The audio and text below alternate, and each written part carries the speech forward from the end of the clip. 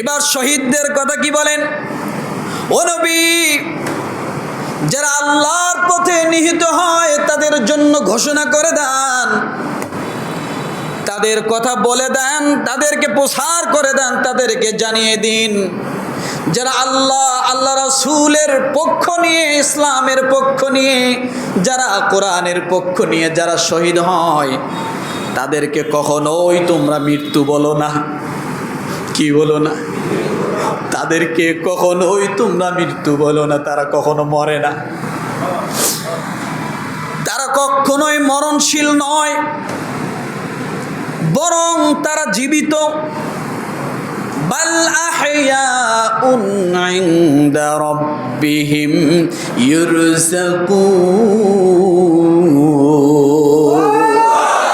বরং তারা কি কথা বলে না। লজ্জা পাচ্ছেন? তাহলে জবান খুলতে হবে, এখানে আসলেই জবান খুলতে হবে।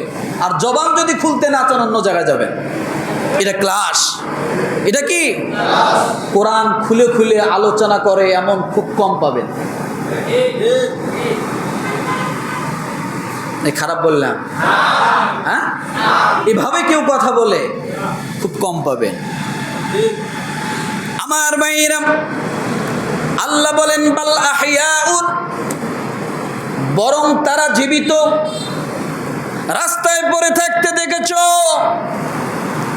বুলেট খেয়েছে, গুলি খেয়েছে, ইট পাটকেল খেয়ে মাথা থেতলিয়ে গেছে, তোমরা তাদেরকে মৃত্যু বলো না, অবশ্যই তারা জীবিত। বাল আহইয়াউন ইনদা রাব্বিহিম ইরযাকুন, বরং তারা যদি কবরে যায়, ওই কবরে তারা জীবিত। শুধু জীবিত নয়, আল্লাহ বলেন তোমার রব, তোমার প্রতিপালক ওই কবরের মধ্যে ওই শহীদের জন্য জান্নাত থেকে খাবারের ব্যবস্থা আল্লাহ নিজেই করে দেয়। আরো জোরে, আরো জোরে, জোরে। শুধু জীবিত না, আল্লাহ শুধুই জীবিত রেখে ক্ষান্ত হননি।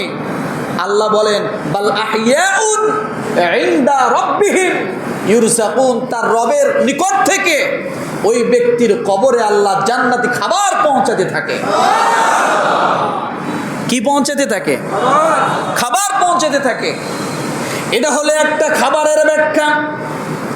এই রিজিকের ব্যাখ্যা যদি আমি আরো করি, এই রিজিকের ব্যাখ্যা হলো যে সমস্ত মানুষগুলো আল্লাহর পথে শহীদ হয়, যে সমস্ত মানুষগুলো আল্লাহর পথে জীবন দেয়, আল্লাহ এই রিজিকের ব্যাখ্যা করতে যে আল্লাহ তাআলা কথাও বলেছেন, শহীদের পরিবারকে আমার আল্লাহ তাআলা কখনোই লাঞ্ছনা করেন না।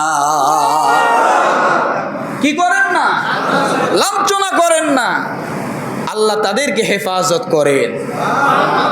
কি করেন বলেন? তাদেরকে আল্লাহ হেফাজত করেন।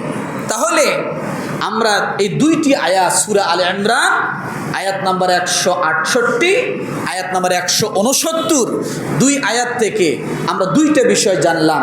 একটা বিষয় হলো যারা ইসলামের পথে যে শহীদ হয় তাদের পিছনে কিছু লোক আছে সমালোচনা করে। আল্লাহ তাদের জবাব কি দিলেন যে তোমরা কেন সমালোচনা করো?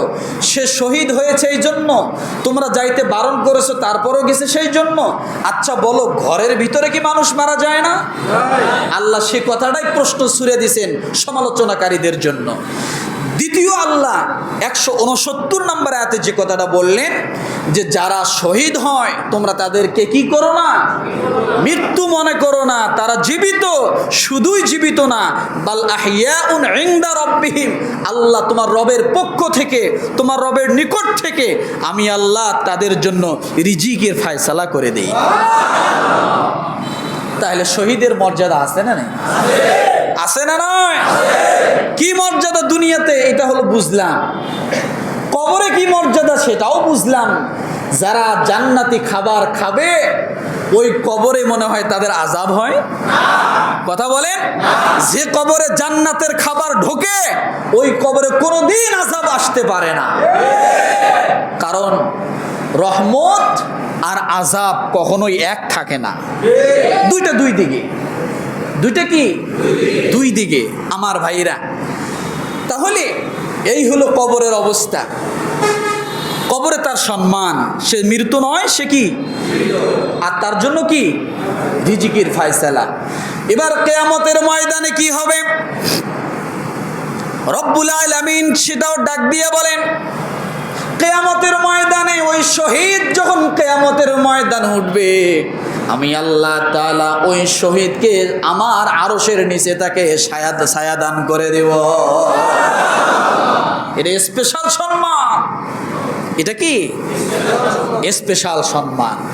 শুধু তাই নয়, রব্বুল আলামিন অন্য জায়গায় বলেন, শহীদ যখন কিয়ামতের ময়দানে উঠবে, আমি আল্লাহ তাআলা হিসাবের কাঠ গড়ায় দাঁড় করায় অপমানিত করব না, বিনা হিসাবে তার জন্য জান্নাতের ফয়সালা করে দেব।